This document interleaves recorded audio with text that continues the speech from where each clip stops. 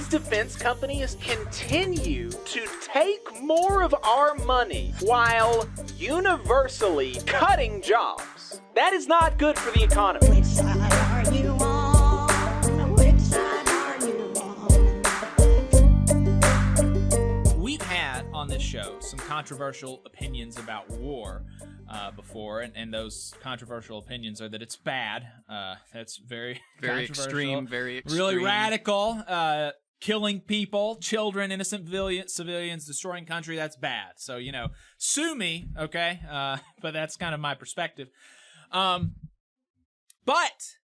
aside from, the moral question, is it good to murder children? Okay, well, that's just too difficult to kind of think about. That's a very complicated question. Another way to think about it is, or at least, an additional frame to think about it is what More Perfect Union did last week. It was an excellent episode of The Classroom. That's a regular series that they do on YouTube. And this one is about the claim that defense spending is good for the economy, right? And that's actually, amazingly, that is one of the big things that that will be the rebuttal. You say, war is bad. It's bad for working people to murder each other. It's senseless. We shouldn't do it. War is bad. The enlightened, kind of centrist, intelligent person says it's good for jobs.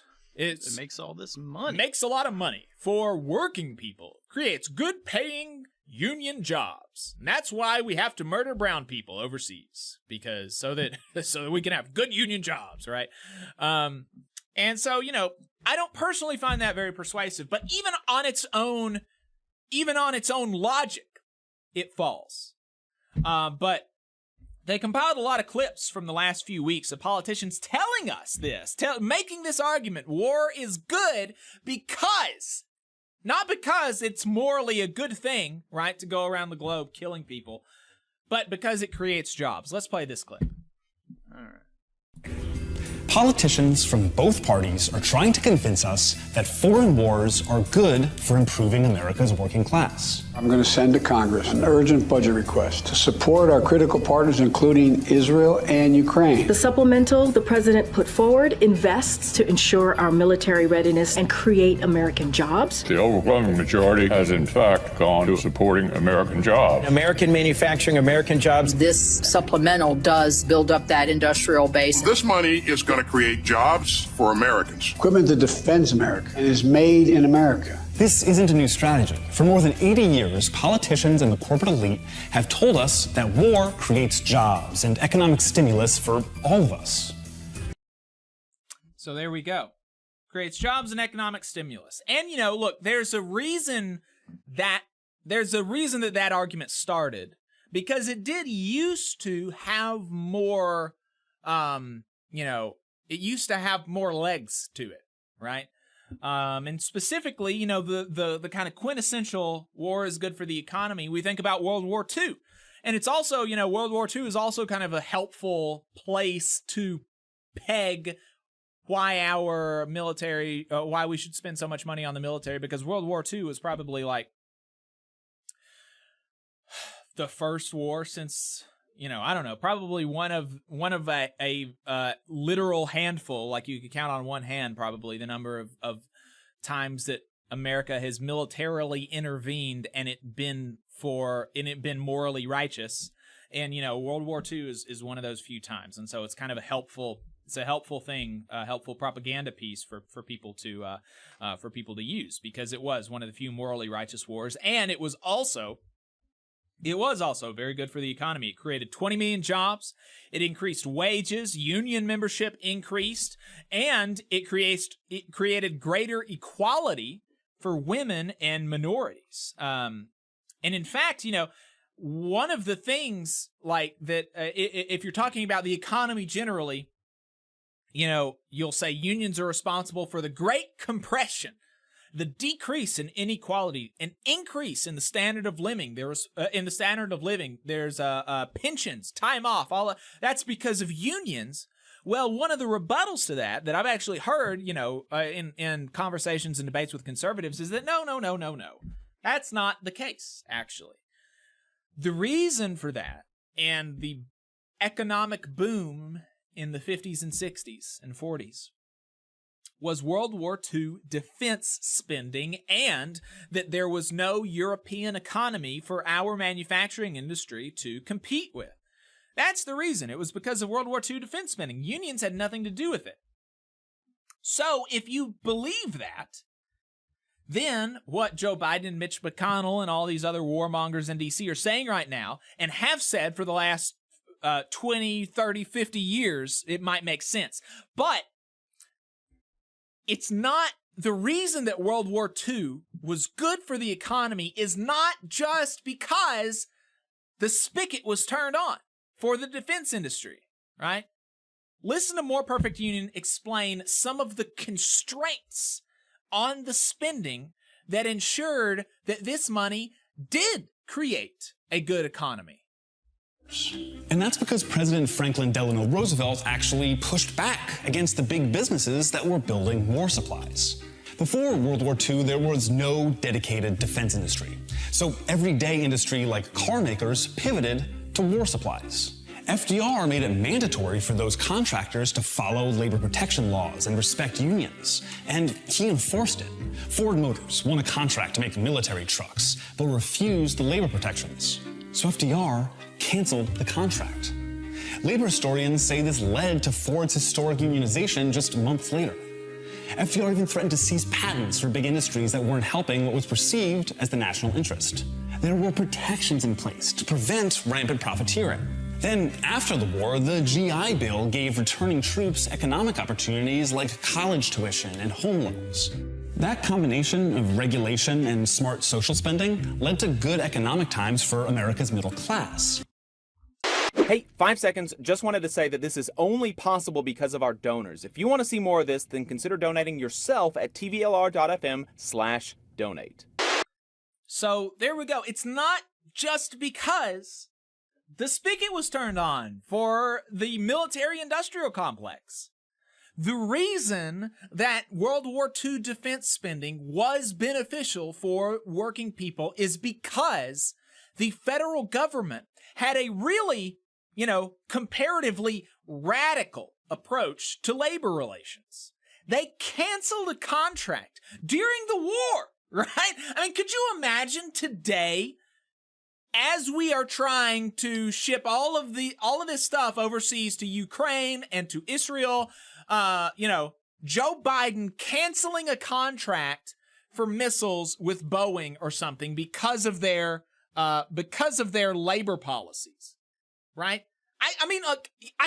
For one, I can't even imagine that. It's unfathomable to me that Joe Biden would do that. But then if he did that, the reaction across the media, across all of the parties, is completely predictable. And that reaction is, he is a radical peacenik. He is trying to use this spending for his social engineering agenda. This is, anti-American. It's bad and all of this stuff. But that's how World War II defense spending was beneficial for working people, is because the government had standards and it held the companies to those standards. And so, if that's the arrangement that we had today, then maybe the economy argument would hold up on its own. And, that's not to say that even if it was true, that would be a sufficient cause for war. The war needs to be just and righteous for us to justify, right, going across the seas and killing people, So even if the economy argument was true, the job is not done for war hawks. They still have to justify it morally. But it doesn't even stand on its own merits, because listen to this, where More Perfect Union explains the military-industrial economy today. Look, obviously people need jobs, and defense manufacturing jobs are seen as valuable and important in key areas around the country. But let's be honest about this. Job creation is a mere afterthought. Pennies that the defense industry drops while walking away with a giant bag of loot. Let's dig in on this. Is building weapon systems actually the most effective way to create jobs and build an economy for everyone? Research at the Watson Institute of Brown University found that over the past 2 decades, the Department of Defense takes an average of $260 billion a year out of the national budget. They calculated what could have been done with that budget, jobs-wise. Spending that same amount on clean energy or healthcare would have created 50% more jobs, and education spending would have doubled the amount of new jobs. Let's pause that for a second. Yeah. That is crazy, right? I mean, just think about that, right? We've got all these defense jobs because we spend hundreds of billions of dollars on the defense industry. And we could create literally twice the jobs if we spent the same amount of money on education. We could create 50% more jobs if we spent it on healthcare and clean energy. And, right, those jobs are additive themselves to the economy. You know, I mean, it makes sense. If you're a healthcare worker and you save somebody's life, well, you have you've gotten those wages, right? And so that's additive for your life. But then also you go, the person that you saved their life, they go around and they continue to be a productive member of society, and they continue to produce and create value, right? In an education context, again, you're also getting that income that's valuable for you, but you are creating a new cohort of educated citizens that will be more productive when they graduate. That is additive. The defense jobs are simply not additive. They are literally subtractive by their nature definitionally. When you create a bomb, its job is not to be additive for the economy. Its job is to destroy, right? So think about how much more valuable if we just spent the same amount of money on education, healthcare, or clean energy. Theory is being confirmed by economic reality. The billions we've spent in Ukraine simply aren't creating new jobs. You can even track how money going directly to specific contractors doesn't create jobs. Reporting from Common Dreams found that from 2012 to 2018, Lockheed Martin's share of the American tax dollar increased by $13 billion. But in the same time, they cut more than 16,000 jobs. The situation was similar at Boeing and Raytheon. The only companies that added jobs only did so because they sucked up smaller companies and technically added their employees to their payroll. Yeah, pause and there defense for companies just a also second. don't care about the That is crazy. These defense companies continue to take more of our money while universally cutting jobs. They're taking more money and cutting jobs. That is not good for the economy. Okay, let's see this. Taylor Barnes at Ink Stick Media reported that arms companies are constantly moving their plants to states with right-to-work laws and other weak labor protections. Big union wins from World War II aren't sticking around. Lockheed had 69% unionization in 1971 and 19% in 2022. Only 4% of Northrop Grumman workers are unionized. And the jobs aren't even staying in America. One labor leader claimed a Lockheed union negotiator said to him, "We are actively looking for ways to outsource your job."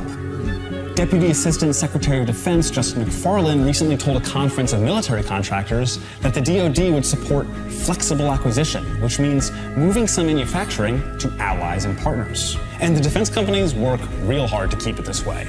In 2022, when then Representative Mondaire Jones introduced an amendment that would ban companies with NLRB or FLSA labor violations from getting defense contracts, the industry came out swinging to destroy it. They won and bragged about it. They'd keep their flow of government cash coming with no responsibility to respect workers' rights. And they can get away with it because of the monopoly they hold, which they also use to rip off the government and the taxpayer. That's how FDR helped workers, right? The amendment from Mondaire Jones to ban contracts to employers with NLRA violations. That's the same way that FDR created an actually beneficial war economy for the American working class. And the defense industry is explicitly against it, uniformly. Not good for the economy, not good for working people. And also in this video, they talk about how research and development is down over this same time period. As these companies are getting more and more money, the amount of that money that they spend is going down. Money to shareholders is going up. Money to shareholders just since 2010, right? It's not, it's only 13 years ago. Money to shareholders is up 73%. And that's, look, that's when they're being honest. Because Lockheed Martin has been charged with overcharging the federal government by hundreds of millions of dollars. The F-35 is a $1 trillion piece of trash, right? You can find any story you want. Yeah, there's stories all over the internet about how the F-35 has been a gigantic boondoggle, and we continue to shovel good money after bad on this project. Tens of billions of dollars in waste, fraud, and abuse. So there we go. The argument that war is good for the economy, war is good for American working people, it is not true. It does not stand on its own. You just saw a clip from the Valley Labor Report. We are live every Saturday morning from 9:30 a.m. till 12:30 p.m. And we pride ourselves on keeping all of our content free to everybody so that we can talk to as many working folks as possible. If you support the work that we're doing, you think that it's important, you think that it's good, then consider making a monthly contribution to the project, and you can do that on our website, tvlr.fm.